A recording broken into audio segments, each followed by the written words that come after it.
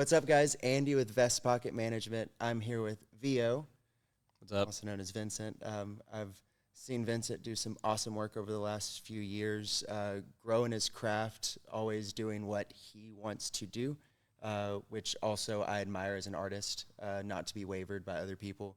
We're going to dig into some of his uniqueness, some of his adventures as an artist, how he's kind of grown from other brands into what we know as VO. And then if you stick around after the set, you may be able to hear some production tips from the man himself. So what's up, man? How are you? I'm good, man. Good. Thanks. That was a good intro. I appreciate it. When it's a lot of things like VestPocket, when it comes from the heart, it's a real thing. So Yeah. I mean it when I say it. In the pocket, which is what this series is called, we want to make sure that we put people that are doing things for themselves, not necessarily by themselves, but really being a trailblazer and being a producer. So someone who's not just using splice samples, not just using a pre-recorded loop, someone who's really willing to dive into that sound design and make something unique. Yeah, So totally. That's awesome. I assume you have something unique for us today? Yeah, absolutely. Awesome. I've been working on a ton of music, so. Even today alone, I saw you pump out 2. Yeah. So he was getting prepared for us. So as always, after we get to know the artist a little bit, we'll dig into, we're going to pull out a nice 30-minute set. So excited for this one. So I guess first things first, if you had a few moments to tell anyone just a little bit about yourself, what would you say? Yeah, so, my name is Vincent. I go by VO. A lot of people call me VO. I'm a producer, DJ. Let's see. People always ask me, like, what kind of music do you make? And it took me a long time to, like, really get a good, solid answer for that. What I finally landed on was, like the bounce of UK garage mixed with, like, the dark atmospheric tendencies of 140. So, And which can make for something really epic, wild, unique. I think one of the slogans you've coined is the dungeon dub dealer. Yep. Is that right? yeah. Slinging those dark tracks, something that I think you have to play with something a little dark to be as lighthearted as I see you. You also are out doing dance safe and harm awareness and harm reduction, all that kind of stuff. So. Yeah, no, it's, I don't know, the scene has, like, the electronic music community has, like, allowed me to pursue so many different avenues within it. Like, you're talking about dance safe. I've been doing that for almost 2 years now, I think. And, but before that also I was, like, I'm a graphic designer. I work full-time. And I made posters, made logos, you name it. So I've done a lot of different things. Sorry, didn't mean to. Oh, you're fine. With if we were to look at, of course, I assume these are yours that we're seeing behind us right now. Yep. If we were to see any posters, where would you see some of your one favorite poster? Where would you have seen it? Like that I made or that somebody else that made? You made, of course. This is about you. Yeah, word. Yeah. Well, I have my portfolio linked to my Instagram. It's in, like, my link tree thing. Cool. I think it's all the way at the bottom. But yeah, that's got most of, like, the public facing stuff that I've done over the years. It goes back to, like, I don't know, 2021 or something. There's a lot of stuff on there. So I really like all the Shamrock Sounds one you've done, the stuff you've done for Shamrock Entertainment. Mm-hmm. Even on the side guys, I learned a little bit from this guy before. So he's even did a coaching for me on flyer design, and it really helped crack it open for me as well. So I've always appreciated that. It's, multi-talented, right? So everyone hears the saying, a jack of all trades is a master of none. Right. It goes a little further. I'd rather be a jack of all trades than just a master of just one. Right. And so I really like the fact that you dive into all those things that really either goes around the periphery of EDM or is just that in itself. The festival, the design, the art of it. So yeah, thanks, dude. Yeah, this is cool. No, I appreciate it. So the first time I saw you as an artist, I actually invited you for a VestPocket takeover. over at, oh gosh, Nightshade Lounge. Yeah. Was it? My goodness. Oh yeah. So we had done 2 stages, and at that time you were Hypnoglyph. Yeah. So walk me through what it looked like going from Hypnoglyph to now VO. What was the, I say pain is the touchstone to all growth or change, whatever it is, but what made you want to change that brand? Yeah. Well, so when I chose the name Hypnoglyph originally, I was just DJing, and I was really early on into like my music production journey. Like I'd learned a couple things, but I wasn't like putting out music. And as I like kind of progressed and found my own sound and style, I don't know, Hypnoglyph just really didn't resonate with what I was going for, you know? I don't know, to me, like, Hypnoglyph should make, like hypnotic down-tempo or something, maybe, like, trance, something like that, or, like, really weird wook bass. But what came a lot more naturally to me was something a little bit, like, more atmospheric and darker. And also, like, it was like I got the nickname VO from like a festival, right? And I picked that as like my artist project name just because it's stylistically ambiguous enough to where like no matter what I do from there, like I can kind of, do whatever. Right. It's a big enough box that it can't contain you. Right. That's awesome. And it rolls off the tongue. It's, a lot of things get boiled down to a simple thing. And so to have just a simple icon, a simple name, and definitely not simple is once you really dive into what VO is, right, it really makes it a lot simpler for you to focus on the real stuff. For sure. Right. So the music. So you said you had just started. How long have you been really producing, songwriting, doing all this stuff with a DAW in the current system you use? So with Ableton, I've been producing for, let's see, 4 years probably. Cool.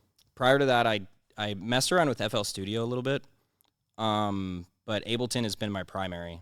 Prior to that, I've been a drummer since I was pre-high school. So that's my background is percussion.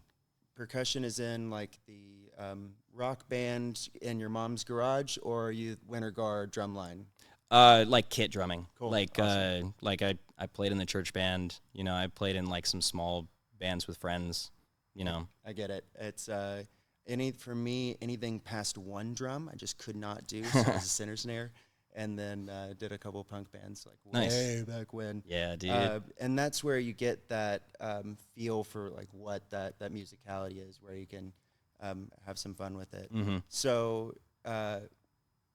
I guess this is a really cool question. I actually want to know, what do you like more about Ableton for yourself over Fruity Loops? I don't know.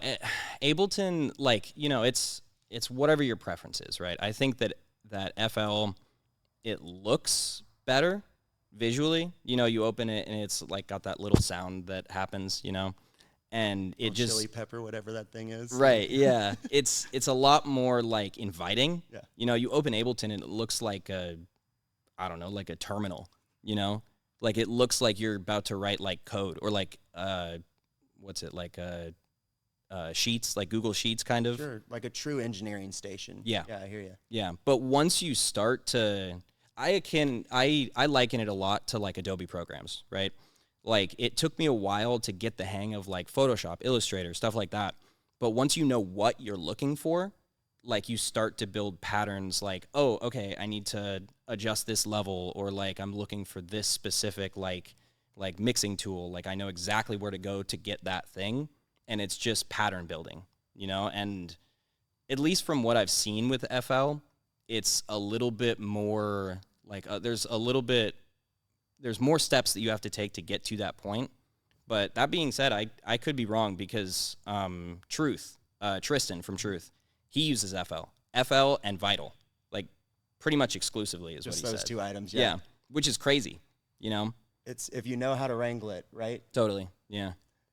So you said his first name, so you must have met him on a first name basis. did you end up getting to learn from him, or what did that look like? Totally. Yeah. So he was one of the teachers at the synthesis retreat that I went to last June of 2024.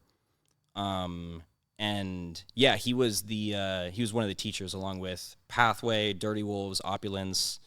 Yeah, it was awesome. That dude's a genius. And for those that don't know what synthesis audio is, do you mind doing just a quick little, shout out cliff notes for us? Totally. It sounds really cool. Yeah. Yeah. So synthesis, it's a music production community largely, right? So they have an online platform that is basically like the music producer's like dream social media. You can get feedback, you can watch like lessons from teachers. You can post your music there, you can network with other artists. And then they've done it, I think, they did it. The one that I went to was the second one that they did, where they get a group of producers, and we went to Selva Harmonia in Costa Rica, and it was awesome. What a classroom. Yeah, it was crazy. We were in the middle of the jungle. It was like a 4-hour ride from the airport, just like through the jungle to get there. And it was just music production and learning and like making friends. And it was one of the coolest things I've ever done in my music production journey, for sure. That sounds pretty fantastic. And you see even small groups just doing these little workshops and riding together and, renting a house for a weekend. That's some next level stuff. So Synthesis Audio, if you haven't heard of it, guys, check it out.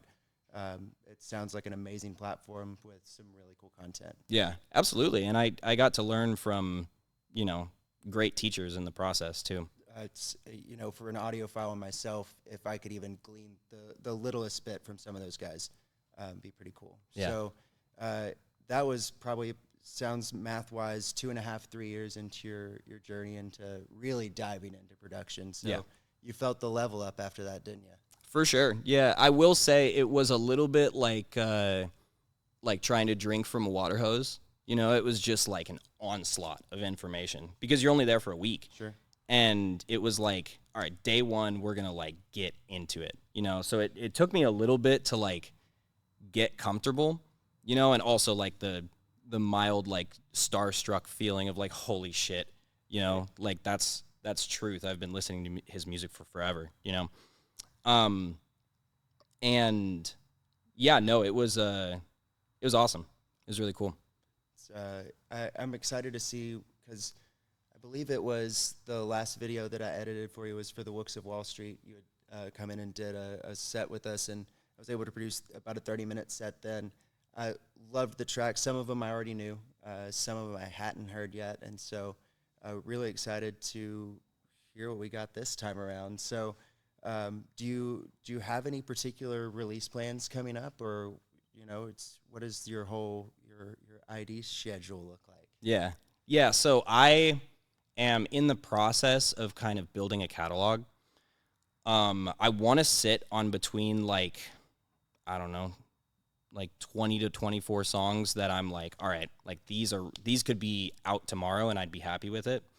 And then I want to really just like hit it hard, like consistency and just like frequent releases, because what I've found is that traction builds from consistency, especially in like this day and age where, literally every single second of every single day, there's 1,000 posts to look through. Right. More music, more content.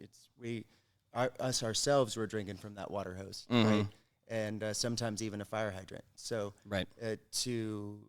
To make sure that you have enough good to put out and not feel like you're struggling to meet a quota, oh my gosh, then it just feels like work. Right. Right. Exactly. So, and I want to get to the point where I can like put a schedule together, and I'm like almost there. I've been grinding for a little while now, and I want to get to the point where I can put together a schedule and just set it up and let it go and kind of just take a step back and let it happen, as opposed to what I have been doing, which is like doing it as it comes, planning the release and the content like one after another, you know, it's exhausting. Right. It can get really like you just get burnt out really quick from it, you know. Especially if you're not doing it half baked, right? Mm-hmm. See your merch that you've designed yourself, you've set up yourself, you sell yourself. Like Yep. you're putting on a lot of hats. So to strategize and plan like that's awesome. So within this set, it sounds like you're going to be sitting on a couple eggs we get to hear that we won't hear anywhere else for a while. Totally. Awesome. Yeah, for sure. What are we looking at? What's the balance mix? What's the vibe? Yeah, so we'll see. I put together like a loose prepare, plan. No, I did. I know you did. Yeah, I mean, just what I've joshing. found is that like because when I was first starting out DJing, I would like meticulously plan every single Cue set. point every second. Yeah. Yeah, everything, you know, just honestly for fear of messing up, you know. But what I've been doing lately is kind of making like a loose structure with like room for me to like mess around and like, cause like, you know, sometimes in the moment you're like, maybe this song will be cool right here, you know? So that's kind of what I have planned for tonight is just like, start with a loose structure, and then kind of just go from there. Awesome. And then if you were to say how many tracks are released, how many tracks unreleased, how many tracks unreleased that we're just going to flip out about? In the set or just Yeah, like in the set. general? Yeah. I'd love to hear the mix. Yeah. So let's see. There's, I don't know, probably like 10 or 12 unreleased and maybe about the same released, maybe a little bit less. That's awesome. So Yeah. we'll hear Assimilation. Mm-hmm. We'll hear Venom. Sure. Yep. I'm excited to hear Venom on Yeah. this. Yeah, that'll be really cool. Yeah. It's about that time. We're ready to go turn on the Rude Boy rig. Yeah. Let's do it. Awesome, guys. Also, hey, stick around. We're going to get a nice good chunk of VO, and then we're going to maybe even pick his brain a little bit, see what he likes about Ableton, maybe some of the go-tos. So let's hear some music. Let's do it.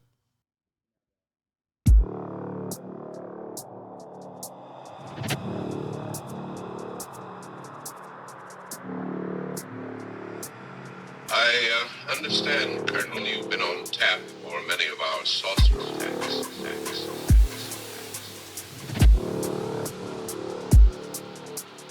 You realize there's a government directive stating that there is no such thing as a flying saucer.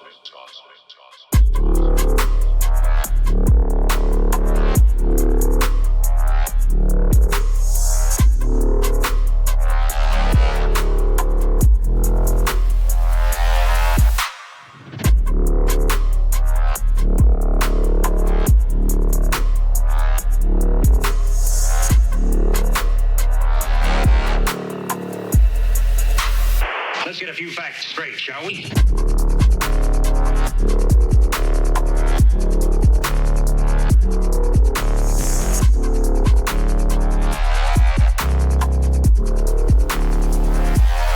Let him finish.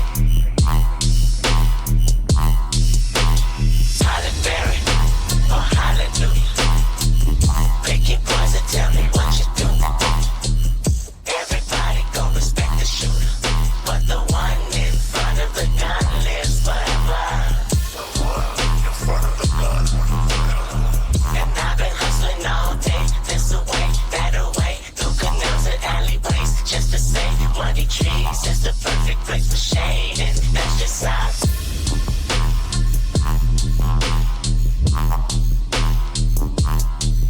Money trees.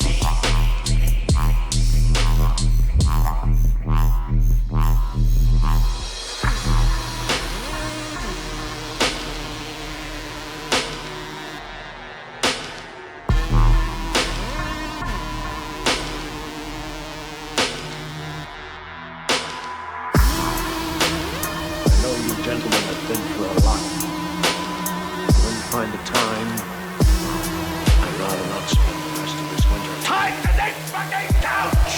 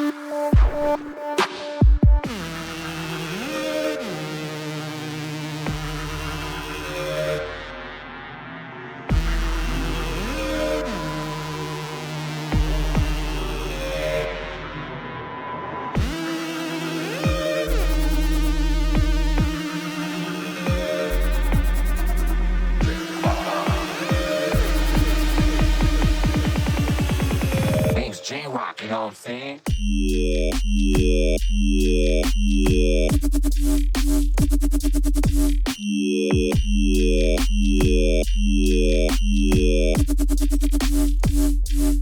know what I'm saying? What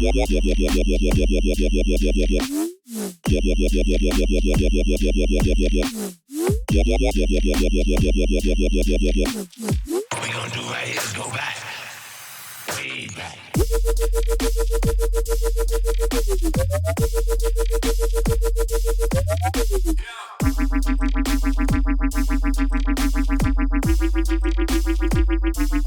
Way back.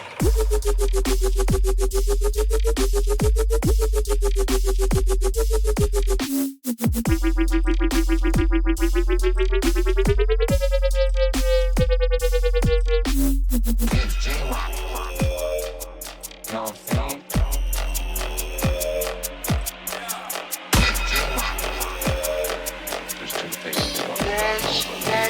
Shut the fuck up. Get the fuck out of here.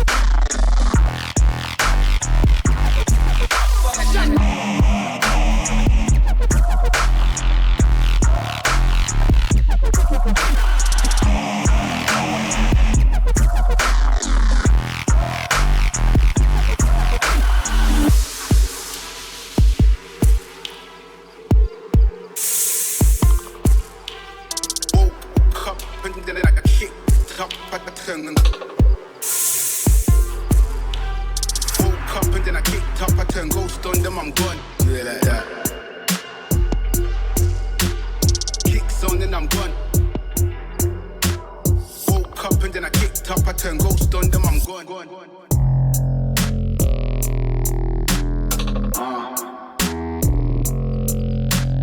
Woke up, and then I kicked. Yeah.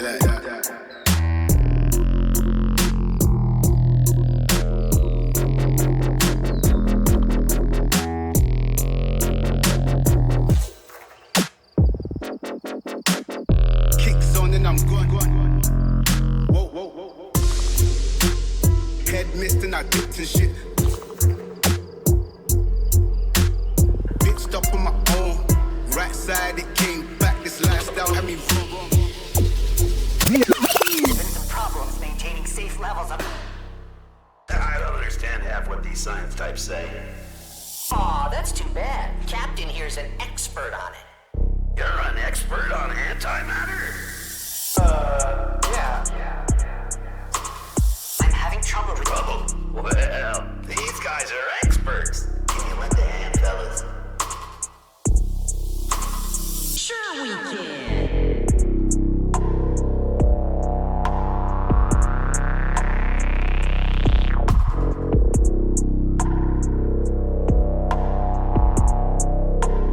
Go ahead, Captain.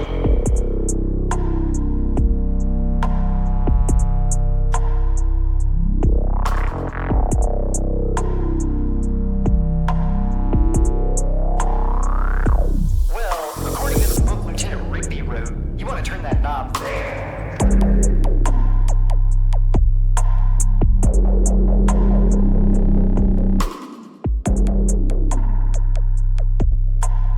Turn that knob over there.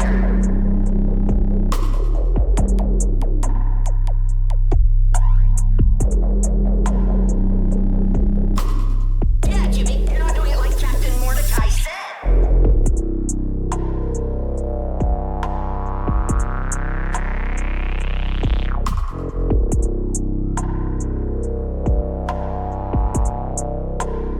Go ahead, Captain.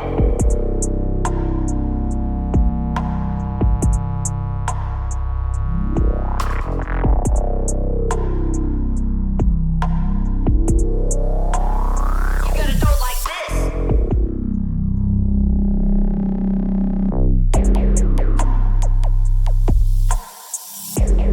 You have one chance in this thing. You have to throw Lieutenant Riggs into the anti-nucleus.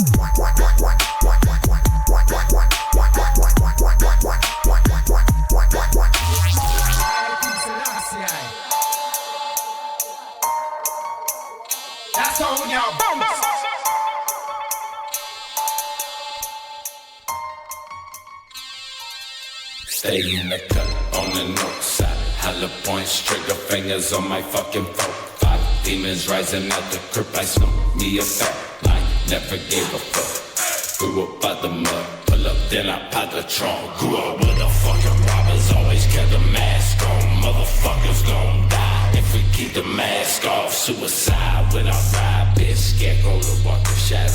Mozart with no piano. Kill when I'm sleepy hollow. That mystic motherfucker that's addicted to prescriptions. Xanax for the panic, mental problems, you can add that. Multi-million own business, you just signed a deal, bruh. 3 years past, still broken, you ain't paid up. Dollars I ain't touched yet, burning for the fuck of it.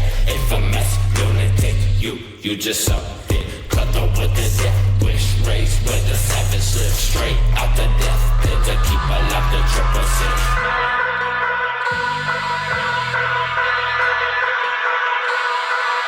We be such a misfit.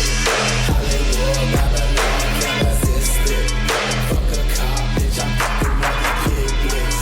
Seven door, motherfucking district. Yeah, I still got my motherfucking wrist. Feeling like a piss, bitch. Coming up a hit list. After licking his ass, it didn't fucking split. Just a fucking tidbit, just a tidbit.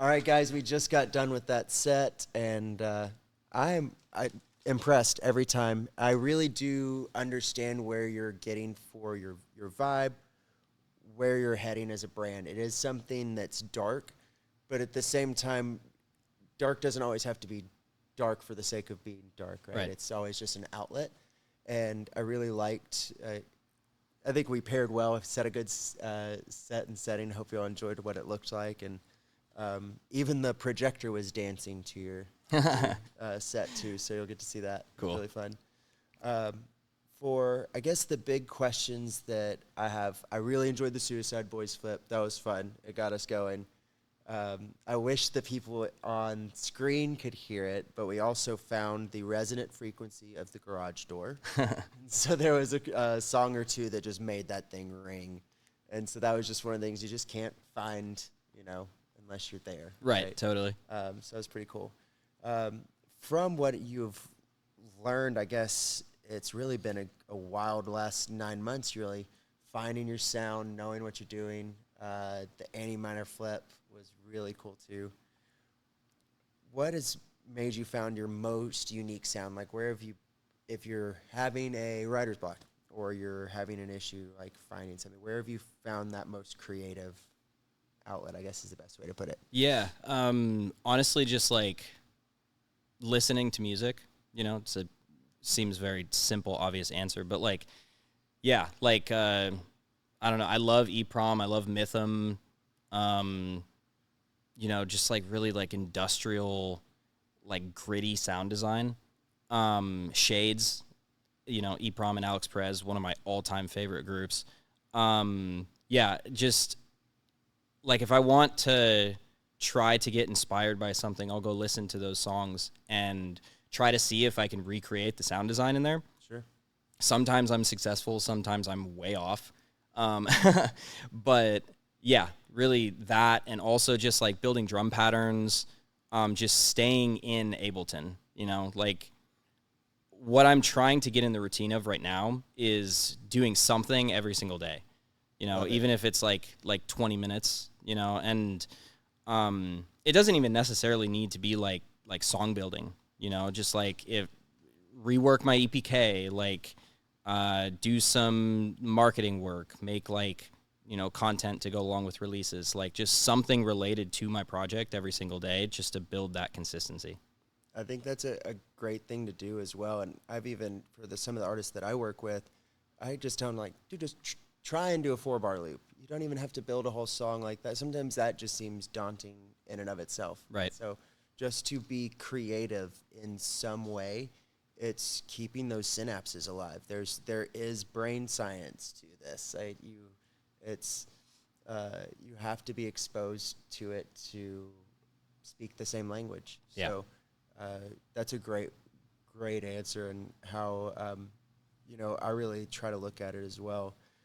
When I really would love to ask, because you even mentioned it, is how you're trying to recreate that sound design.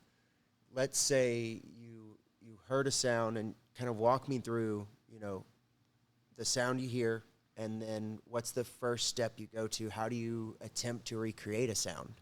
Yeah. I mean, it kind of depends, right? Like a lot of, like deep dub sound design comes from sine waves. Sure. So usually start there, like there's a lot of usage of like sine waves and saw waves. And really, honestly, it's not as complicated as you think. Like you can get like all these sample packs that you get ads for and stuff like that, and that's cool. But what I've found is a lot more effective long-term is not having to rely on something that's been pre-made, because like I said, you can get all these sample packs with all these like pre-made sounds, and that's fucking awesome. But like, it's not going to help you develop like your skill set, So like there will be sessions where I'll just go and just do sound design. That's another thing that I've found really helpful is like music production can feel like a million different things, and it kind of is, right? But like if you break it down into, okay, today I'm just going to do sound design. Today I'm just going to like build some drum patterns. Today I'm going to, work on the mix down for this other song, and break it down into very specific things. Then you don't have to worry about like sitting there and feeling overwhelmed and being like, shit, like this is a lot. This is hard, So yeah. It's the old phrase, how do you eat an elephant? Right, yeah. One bite at a time. Yeah, exactly. Probably gamey at very least. But beyond the point, it really does make sense to break it down into little bits. And I really like your input on being focused in that bits. Yeah. Right. Saying this is exactly what I want to work on today. So, Right. Kudos, great input. I guess to have one little final nice little question, if because you've had some years on learning this, right? We're not to Malcolm Gladwell's 10,000 hours yet, but I'm sure you're kissing it pretty close, right? When you're looking back at maybe if you could tell your first year self, what would be one thing that you wish you had known now that you wish you could have known then? Man. No, it's one of those existential questions. Yeah. I guess just like generally patience. Yeah. You know, like there's a lot of like sensationalism that comes with being introduced to this kind of music scene, right? And like, you know, when you say, fuck it, I'm going to be a DJ, you know, like all my friends are DJs. That looks fun, you know, and that progresses into being a music producer. Like you see a lot of things happen around you, and yeah, just patience. And also like comparison is the thief of joy, you know, because like that's so relevant, and it's important to stay focused on what you're doing and not compare to anyone else that you see really doing other things, you know, that you might want to do, or anything like that, because like that's just it's going to hinder you from where your focus needs to be, you know? So really just that, for sure. Focus on yourself, right? Yeah. I think it's a great way to end. It's almost a great way we started, really being a trailblazer. So guys, do what you want to do, right? If you want to create some art, create the art that you want, find the sound that you want. We don't have to copy people. Yeah. We can use that inspiration, right? Exactly. But find it our own. I'm so glad to see that you're finding your own, and excited to see this brand really come into something really, really cool. Yeah. Thanks for playing on the Rude Boy rig. Thanks for hanging out with us. Yeah. VestPocket Management in the pocket here. We're going to sign off. Yeah. Thanks for having me, dude. That rig is awesome. Awesome. Thank you. It's a lot of blood, sweat, and tears. For sure. So we're excited you got to play on it. It really does fit the bill on what we look for in a producer to play with us and kind of show off what we got while you show off what you got. So Yeah. Well, thanks. thank you. Awesome. See you soon.